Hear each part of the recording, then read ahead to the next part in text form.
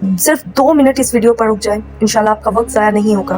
अल्लाहुम्मा सल्ली अला मुहम्मदिन व आले मोहम्मद। अस्सलामु अलैकुम व रहमतुल्लाह। नाज़रीन, सबसे पहले मैं ये बात वाज़ह कर दूं कि मैं मिलादुन नबी सल्लल्लाहु अलैहि वसल्लम के खिलाफ नहीं हूँ। अल्हम्दुलिल्लाह हमारे घरों में बचपन से ही महफिल सजती रही हैं और नबी करीम सल्लल्लाहु अलैहि वसल्लम का जिक्र दिल को सुकून देता है।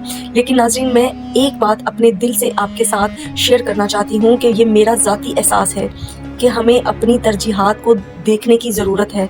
आज के दौर में कितने ही घराने ऐसे हैं जो फाकों पर हैं, जिनके बच्चे भूखे सोते हैं, जिनके पास तालीम के लिए पैसे नहीं, या जो अपने इलाज के लिए तरस रहे हैं। अब ज़रा सोचिए, अगर हम एक मिलाद की महफिल के लिए 10,000 रुपये का बजट रखते हैं तो क्या ये बेहतर नहीं है कि उन्हीं 10,000 रुपयों से हम किसी गरीब को 1 महीने का राशन दे दें, या अगर गुंजाइश है तो कुछ पैसे मिलाकर उन्हें छोटा सा काम शुरू करवा दें ताकि वो दूसरों के मोहताज ना रहें।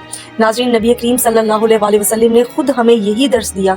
हदीस शरीफ में है कि लोगों में सबसे बेहतर वो है जो दूसरों को फ़ायदा पहुँचाए। एक और हदीस में नबी करीम सल्लल्लाहु अलैहि वसल्लम ने फरमाया कि अल्लाह को सबसे ज़्यादा महबूब अमल ये है कि तुम किसी मुसलमान के दिल में खुशी दाखिल करो। सोचिए नाज़रीन, अगर हमारी वजह से किसी यतीम के चेहरे पर मुस्कुराहट आ जाए, किसी बेवा के घर का चूल्हा जल जाए, या किसी का कर्ज उतर जाए, तो क्या ये हकीकी मिलाद नहीं है? मैं जानती हूँ कि मेरी इस बात को कुछ लोग मुस्बत अंदाज में लेंगे और कुछ शायद मनफी सोच के साथ, लेकिन आखिर में फैसला हर शख्स के ज़र्फ़ और सोच पर होता है। मेरी नीयत सिर्फ एक है, हम नबी करीम सल्लल्लाहु अलैहि वसल्लम की तालीमात को अपनी अमली ज़िंदगी में लेकर आएँ। मिलाद की असल खुशबू यही है कि हुज़ूर अकरम सल्लल्लाहु अलैहि वसल्लम के पैगाम को ज़िंदा किया जाए।